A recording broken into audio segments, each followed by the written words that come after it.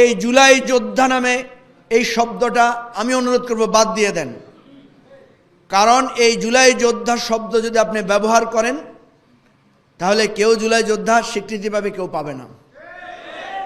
কারণ আমার এই কারাবন্দী ভাই ও বোনেরা যে নির্যাতন ভোগ করেছে, যে নির্মমভাবে আহত হয়েছে, মানে ব্যথা পেয়েছে, বেদনা কষ্ট করেছে, এদের কারো ভাগ্যে আপনারা জুলাই যোদ্ধা বলেন না এখন পর্যন্ত।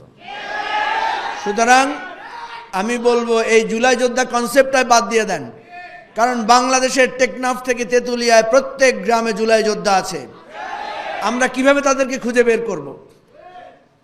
আমি নিজে দেখেছি ধানমন্ডিতে যখন ছাত্রলীগের ছেলেরা বাসায় বাসায় হামলা করেছে, এই সিকিউরিটি গার্ডেরা বাচ্চাদেরকে লুকিয়ে রেখেছিল এবং বলেছে এখানে কেউ ঢুকে নাই।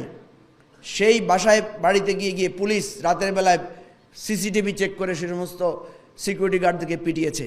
আপনারা তাদেরকে কোনোদিন জুলাই যোদ্ধা বলবেন? বলেছেন কখনো? খোঁজ নিয়েছেন কখনো? খোঁজ নেওয়া সম্ভব না আসলে। সুতরাং আমি মনে করি আওয়ামী লীগ ছাড়া বাংলাদেশের আর সকলেই জুলাই যোদ্ধা।